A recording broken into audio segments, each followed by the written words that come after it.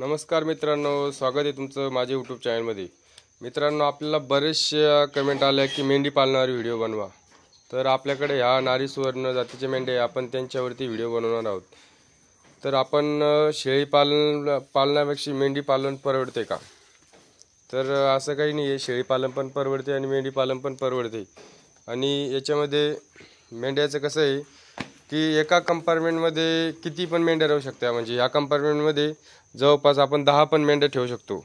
आणि शेळ्या एका कंपार्टमेंटमध्ये आपण 3-4 शेळ्या ठेवू शकतो। कारण की मेंढीची जात जी आहे ती मारामाऱ्या करत नाही, म्हणजे एकूण एकीला मारत नाही। आणि शेळ्याची जात कशी या कंपार्टमेंटमध्ये कधी आपण 5 पण कधी ठेवल्या तर नुसतं मारामारी करतील, ही तिला मारून ती तिला मारून। त्याच्यामुळे शेळ्या म्हणजे एका कंपार्टमेंटमध्ये सांभाळणं अवघड आणि मेंढ्या एका कंपार्टमेंटमध्ये सांभाळणे सोपे।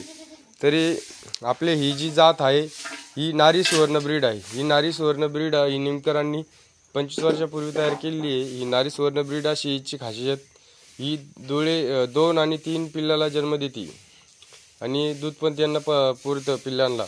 ही 2-3 पिल्लाला म्हणजे गावरान सांभाळण्यापेक्षा आपण नारी सुवर्ण कधी सांभाळली तरी आपला भरघोसाचा फायदा होतो। याच्यामध्ये आपण काही 3-4 मेंढ्या आपण विक्री केलेल्या आहे। या 3 मेंढ्या ठेवल्या। आता मेल आपण निमकर सीड्स करून बुक केलेला आहे, तर आपला सर्टिफाईड मेल आता लवकरच येईल। तर या आपल्या मेंढ्याचं कसं शेळ्यापेक्षा मेंढ्या सांभाळायला सोप्या।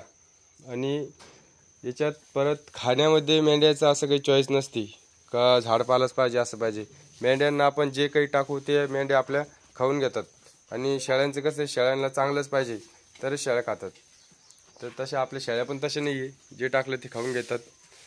मेंढी पालनामध्ये फरक एवढाच। आणि फायदा असा आहे, मेंढीची प्रजनन क्षमता जास्त आहे। मेंढी कसं आहे लगेच जणल्यानंतर लगेच मेंढी 1-2 महिन्यामध्ये मेंढी लगेच क्रॉस होऊन जाते।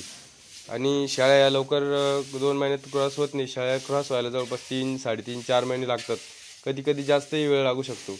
यांच्यामध्ये आपण कधी मेल ठेवला ती लवकरात लवकर क्रॉस होतात आणि लवकर पुढे आपल्याला पिल्लं पण मिळतात। आता या तिन्ही जे आहे तिन्ही पण आपल्या क्रॉस झालेल्या आहे। आता तिन्ही गाभण आहे, तर थोड्याच दिवसामध्ये या तिन्ही पण आपल्याला पिल्लाला जन्म देतील।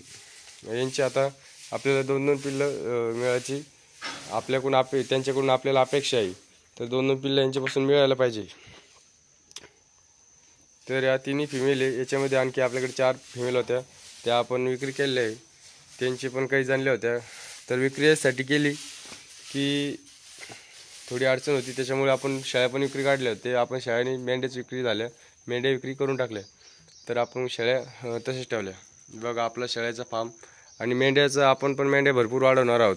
पलीकडल्या साईडला मेंढ्याचं फार्म बनवणार आहोत। थोडं टप्प्याटप्प्याने वाढवणार आहे। म्हणजे एकदमच कसं एकदमच वाढल्यानंतर लगेच आपल्याला एवढी आयडिया येत नाही त्याची, त्याच्यामुळे आपण एकदमच नाही वाढवणार। ही जात अशी आहे, आपण बाजारात जरी विकायला नेली तर बाजारात पण लगेच विक्री होऊन जाते। की असं नाही की ही वेगळी ब्रीड आहे तर मग हिचं काही वजन कमी जादा किंवा वेगळं दिसण्याला काहीच नाही, गावरांसारखी दिसती। हिची खासियत म्हणजे आपल्याला जरी विकायची तर हिची खासियत अशी आहे की ही मेंढी ओळखायची कशी, तर हिची रेकॉर्ड हिचा पाहावं लागेल। आणि हिच्या इतरांपेक्षा यांची तब्येत थोडी कमी असते, इतर मेंढ्यापेक्षा साईज कमी असते। आणि लगेच पाहिल्यानंतर जे कोणी अनुभवी आहे त्यांनी कधी नारी सुवर्ण पाहिली आहे त्यांच्या लगेच लक्षात येऊन जाईल नारी सुवर्ण ब्रीड कशी आहे, कशी ओळखावी आणि ही ब्रीड कशी ओळखावी। तर यासाठी आपण मेंढ्या पण वाढवणार आहोत लवकर, थोड्याच दिवसामध्ये। जवळपास 1 वर्षामध्ये आपल्याकडे कमीत कमी 10-20 तरी मेंढ्या व्हायला पाहिजे। तर आपण यांच्यानंतर लगेच यांचे पिल्लं काय होतं, मेल फिमेल कमी झाल्या तर आपण 10 फिमेल निमकरांकडून घेणार आहोत। तर धन्यवाद मित्रांनो।